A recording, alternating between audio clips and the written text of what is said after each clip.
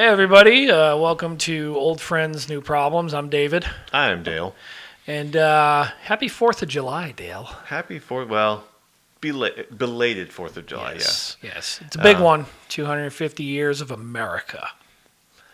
We should have like a nice little montage just going mandatory for everybody, like all over the world. Just let them know what we've accomplished in oh, yeah, 250 years. for sure. Yes. As you might have seen, there is some new setup going New on. equipment. Um, so bear with us if the audio is a little bit iffy because we're learning things here. Trying some stuff out. Not tech savvy at all. More tech savvy than I am, so Yeah, we'll see how it goes.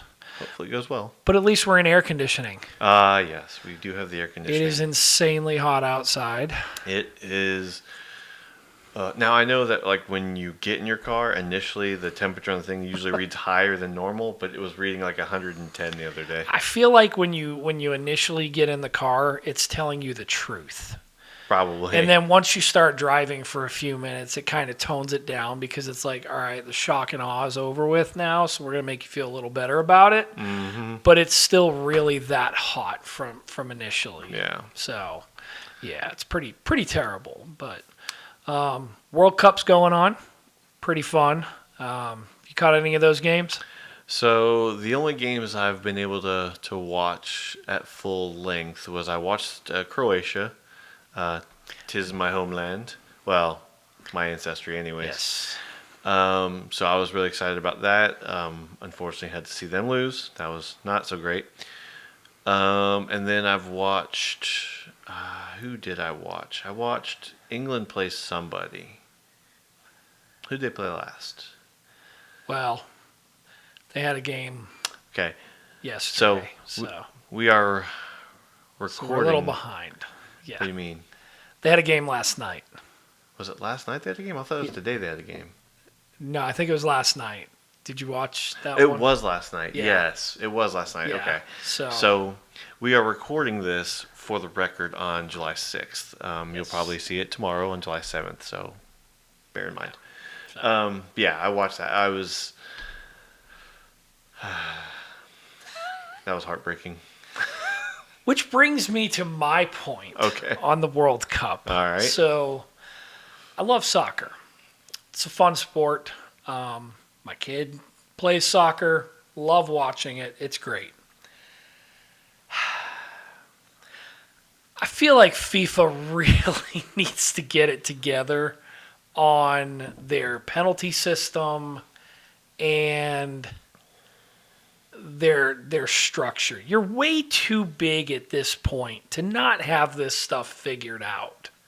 And it's pretty shocking the way it affects a lot of the outcomes of some of these games, some of the players individually. The flopping. My goodness, you are grown men and you are rolling on the ground like you've just had your arm sawed off because a guy's elbow barely grazed your forearm. Come on, guys. And yes, all of the faithful football fans are going to say it's strategy. It's strategy. They're using it to make sure that they get the fouls and get the breaks for the other players on the field and stuff like that. But let's just be real here. You've got some of the top athletes in the world, and you're coming across like you couldn't go toe to toe with a fifth grader. Let's get real, guys. Okay, if there's a foul, go down and just sit there until the ref calls it or whatever. I mean, but the rolling around, screaming, and looking like you're in brutal pain, and then they call the foul and you immediately hop up and you're like, okay, I'm good. Come on.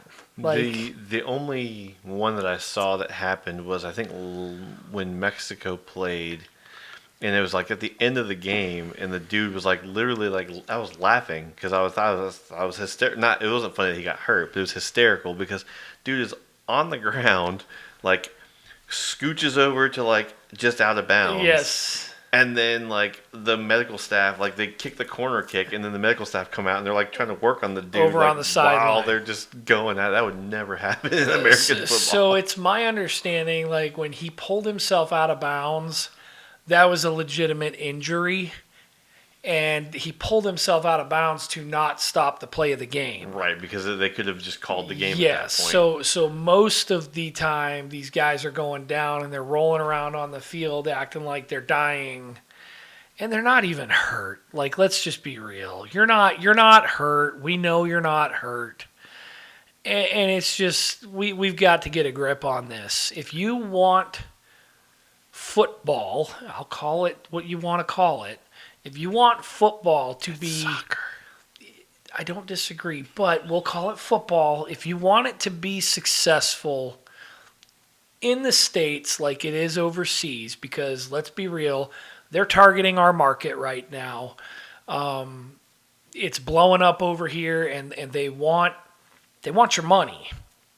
Yeah. If you're gonna want it to be successful over here, you have got to stop this stuff. Like, the American fans, I don't think they're going to put up with it. They're not going to sit there and allow this.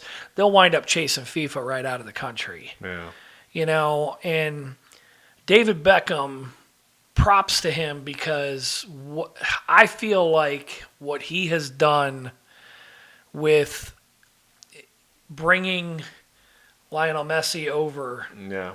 to Miami, that really got the snowball rolling down the hill. Now, was he like the central part of that? So David Beckham, I believe he's either partial or full owner, correct me if I'm wrong on that, of Inter Miami. And he is the one who's responsible for luring Messi over onto this side of the pond to play for Miami. And Yeah, David Beckham is one of the owners. Yes. So. And in doing that, Messi is one of, let's just say, top 3 players of all time. He's just That good. Fan base, legacy, everything. He's just, you've got him, Ronaldo, and maybe 2 or 3 other guys that are of that caliber. It's the equivalent of bringing Tom Brady to your high school football team. Okay, so in him doing that put a ton of focus over here into our system. And as you're seeing, we've got all these Major League Soccer teams popping up all over the place. Bunch of states over here are getting teams, And what's happening is a lot of the pros over there in the European leagues are starting to come over here now, because there's big money to be had. This is an untapped resource. It's blowing up. It's going to really speed up after this World Cup thing, because from what they're saying, like the viewing ratings of these games is on par with the Super Bowl and World Series games.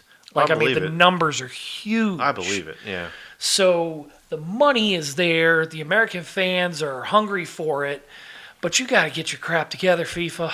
To your point, though, it's funny because before this World Cup happened, I never really watched the World Cup. Yeah. I know it's once every, 4 years? Every 4 years for the men. Yeah, so we don't really see it all that much. Yep. And, I was never a big soccer person. And for me, I'm a big college football guy, hence why that's back there now. And, that's really all I've ever watched, historically speaking. I'm starting to get into other sports, so I've gotten into lacrosse really big fairly recently, like within the last couple of years. Which is a criminally underrated sport.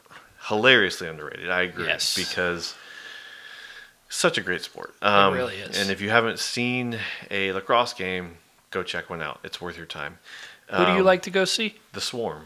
The Swarm. Yeah, the Georgia Swarm is our local national team. Nice. And they've got some of the best players on the team, and they even won the whole thing. I forget what they call it. I guess the national title champion. Yeah. But they won the whole thing back in like 2017 or 18. Nice. And then they've been in the runnings for the last few years. Nice. So I mean they've got good players. But so with this World Cup though, I've found myself I hitched my wagon to Croatia because of obviously my ancestry.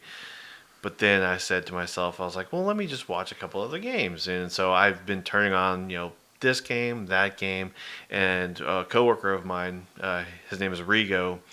His family are from Mexico, and so like for him, he actively plays soccer. It's like a big thing for him. Yeah. And so for him, this is like this is the Super Bowl. I mean, this is his sport. This is everything for him. Oh, it's huge. Yeah. So he to him. When I'll text him when I'm watching the game, and it's funny because it's like we text back and forth fairly rarely. I mean, it's not like because we see each other at work sometimes in passing. But good guy. But when I text him about soccer stuff, it's like immediately I get blasted with like, "Oh, did you see?" And then it's like a whole thing. So it's like it's kind of funny how you can find the people who really love the sport just by texting them and saying, like, hey, I'm watching the game, and then all of a sudden you get blasted. You've opened the door. But all that to say, to your point about it bringing new people in, is like I've never really watched soccer for any length of time, and I've caught myself watching games and being completely invested in them so much so that my 12-year-old looks at me and he goes, why are you so this, that, that? He goes, you've only just started watching this game. You've been a fan for 3 minutes. I'm like, it's exciting. It's fun. It's great to watch, And if you take the flopping out of it, that's the biggest thing. If you take that out of it, it is a fantastic sport. For me, it's hard because I'm coming from American sports where we don't really do ties. Yeah. That is hard for me to wrap my head around. Which obviously the World Cup, when you get to this level, I think they do the shootouts or whatever. Yeah. But for me, it's hard because the time, like the time clock, it never stops. It's hard for me to wrap my brain around. It just rolls. Yeah. And like they're like, flopping or actually hurt or whatever. Yep. The clock's still rolling. They get a score. They're celebrating. The clock's still rolling. And I'm like, it's like it gives me anxiety almost. Like, you're like, hurry up! Like, what are we doing you here? You don't have enough time. You're running out of time, and then but then you get extra time, and it's like you do. What is that about? And like, is the extra time? Is it really just at the official's discretion, or is there like yes? So what it is, and we're gonna do a full length episode on World Cup soon, which we will have a special guest. Probably my favorite person on earth. I say probably just to irritate her, but my daughter will be guest appearing on a show with us. Absolute soccer nut, and she will inform us of everything that we don't understand about the sport. So it'll be fun. Her knowledge is crazy on soccer. So I'm sorry, football. She'll get mad if I say that.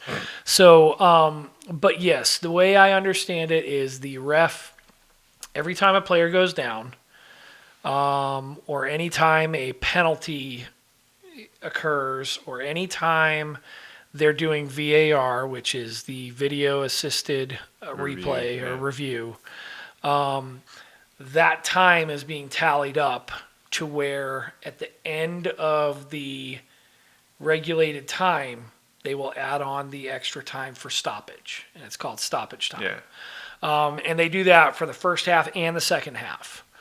Now, this year for the World Cup, they're doing something called hydration breaks. I was going to ask that because It's new. Okay. And it's because, one, it is so unbelievably hot here. You're here right in the dead of summer, and, it's cooking.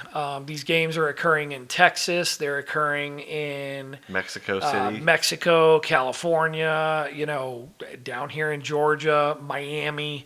And these European players are just not used to this kind of heat. I could not even imagine what they must be feeling when they're playing down in Miami, because I've been to a game down there, and it was, what was it, September? Yeah. Or no? It was like later in the year when we went. It's toasty. And even then, I was like, I had the fan with a little mist on it. I'm like, oh, God. Oh, yeah. Yeah, it's toasty. So they're doing the hydration break. So every game that's occurring, you have a minimum of 3 minutes stoppage time, and that stoppage time is for the hydration breaks. There's one in each half. So no matter what, you're going to get 3 additional minutes to each half.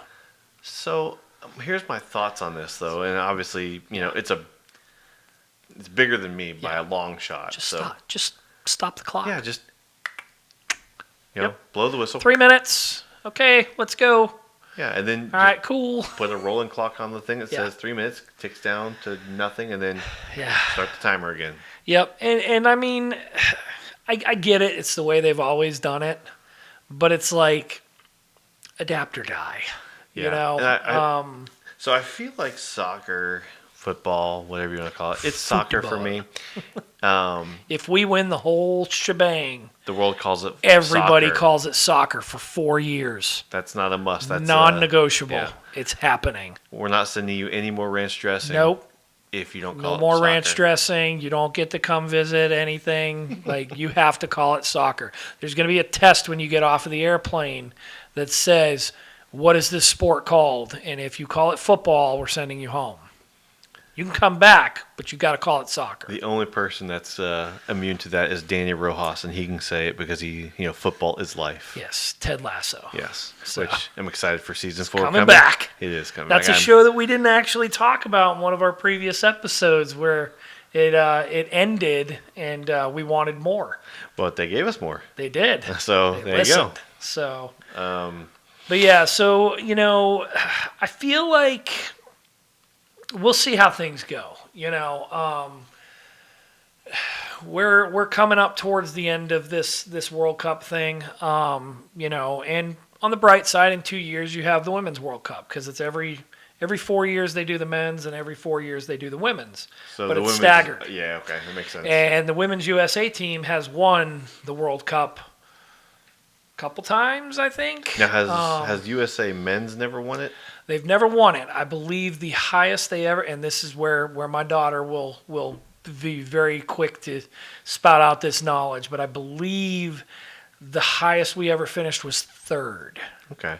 Third place. So if we make it to the final, that is huge for us. And if we win the whole thing, you're calling it soccer. So at this point, the American men's football team or soccer team, as they are called, they're kind of like the Oregon Ducks, if you will.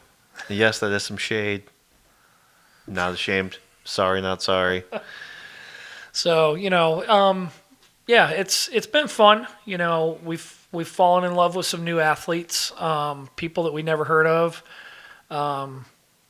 Cape Verde.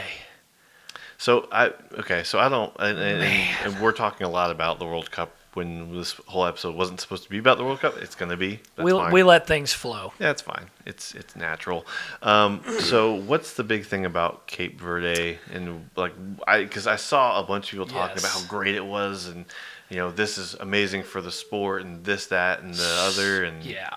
So this is a team that has never been in the World Cup before. Oh. They are from a country that I believe is only 500,000 people. That's like not even Atlanta. Tiny. That's not. I mean, Atlanta's a big city. That's not even like. It's very small. Yeah. Very, very small country. I want to say Athens, Georgia, has more than 500,000 people. Let me. Let's do a quick search on that. I'll let you do the quick search on that, Dale, while I talk. Yeah, hydration break. So basically, as you're looking that up, this tiny little country, I believe they're in Africa, they recruited their team using LinkedIn. Wow. Like, this is a bunch of players that nobody's ever heard of in their entire lives. And this team came in with the heart of a freaking lion. So they're the Republic of Cabo Verde. Yep. is officially this. Let me look, and it's saying, Let's see, census. So yeah, as of 2021, which is the most recent census that they've done, was 490,000 people. Yeah, and I believe they're like 506,000 people now or something like that. Their gross domestic product is $5 billion, which is like Nothing.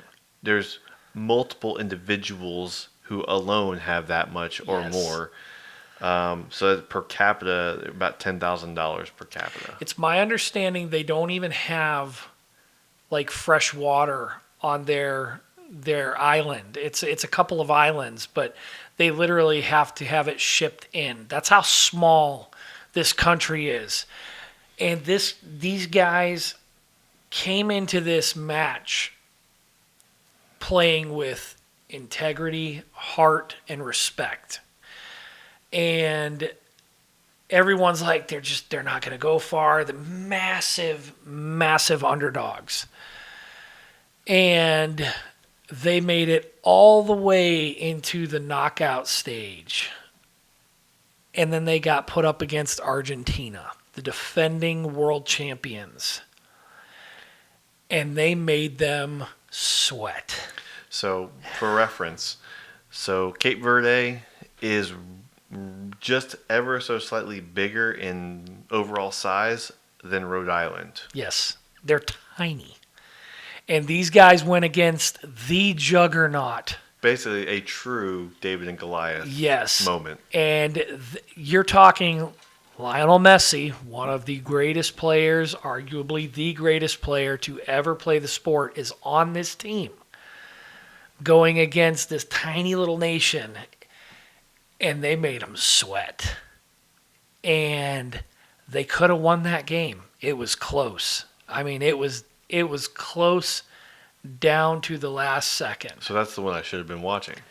And I highly recommend you watch it. But the thing is, the goalkeeper was a 40-year-old guy that no one's ever heard of. That's 40-year-old guy. I couldn't even making his debut in the World Cup, going up against the greatest player of all time on one of the greatest teams of all time in a knockout round of the World Cup. So it's incredible. I think one of the reasons why soccer is such a popular sport across the world is it doesn't take much to play. Yeah. Like, you need the ball. You don't have obviously. To be rich. I mean, when you're just playing, like, I guess, street ball versions, like where you're just, you don't need pads. You can have shin guards if you really want to, but that's just more added cost. Yep. And you can really fab up a goal. Like, you don't, I mean, it doesn't have to be as big, elaborate setup. Yeah. So I think that's partially why it's such a popular sport is that these, and I hate to say it this way, but for lack of another way of saying it, these poorer countries can play this thing. And this is a prime example of you've got guys who are just absolute, units in soccer, football, and as you're saying, can go up against these Goliaths in the sport. Yeah. And make them almost pay. I would be willing to bet that Cabo Verde probably, their soccer field is probably the equivalent of maybe a mediocre high school's soccer field. If they're lucky, it's probably about on par with that. And they're going up against clubs, billion-dollar clubs. Yeah. To quote Trump, billions. Billion-dollar clubs that have just unlimited resources, the nicest facilities, just custom-made cleats and all this gear that, it's all custom and just top-dollar stuff. Sponsored by, like, Nike, sponsored by Adidas. And you have this little bitty nation going toe-to-toe with the defending world champions. And even Messi at the end of the game was just like, wow. I hope. Here's what I hope, because obviously I'm not a millionaire, billionaire, whatever, so I don't have that kind of income. But if you like, subscribe, and share this post, maybe we can get there one day. We really like subscribers. Yes. We don't have many. No, yet. that's okay. But hopefully somebody watched that team, looked at their bank account, and went, "Yeah, I can spare $1 million." Yeah. Let me go ahead There and you go. hey guys, we would really love to see you back at the next World Cup. I mean, these people, you can't go on to social media or any sport website and not hear about how this team completely won over the hearts of everybody. Like it's an amazing story, and that is what the sport's really about. And it's it's something that I hope continues to show and come through as this sport continues to grow on this side of the pond. Yeah. But that's enough of that. We'll save that for our full episode on the World Cup. Full disclosure, we've got a couple episodes that we did record. Had a couple technical difficulties with those recordings, so they're delayed in being released. If we get time, we might just re-record them, but 2 really good episodes that are going to be coming out as soon as we get that straightened out. A little bit of a delay before this one came out, and we hope to be back on track with the new equipment. Yes, that's why. So that's why we've been trying to do kind of a Wednesday. Did I say that right? I sound like I said it wrong. We've been trying to do a Wednesday and Sunday release. Wednesday. Yes. So we've been trying to keep on a good schedule for that as far as that's concerned, which is why you haven't seen an episode in like a week now, because the 2 episodes that we recorded last time had some audio issues. So we'll figure it out. Yeah. Like he was saying, if we have to, we'll re-record them, but we'd like to not have to do that if we don't have to. Yeah. And the good thing is, it was 4th of July weekend, so hopefully you didn't miss us too much. No, wait. Hopefully you did miss us. You did. You were like... But hopefully you didn't realize, oh, I'm missing an episode. And that's why if those episodes in their original form do eventually come out, it's going to look weird because I will probably have shaved differently by that point. So, it's going to be... I'll look different. He'll look different. They probably won't notice. They won't notice. They're not going to know. They won't notice. They're going to know. Comment if you've noticed the differences. So, all right. Thank you guys so much. We'll be back on track, and you'll have some new episodes coming out soon enough. And we'll talk to you soon. Have a great one.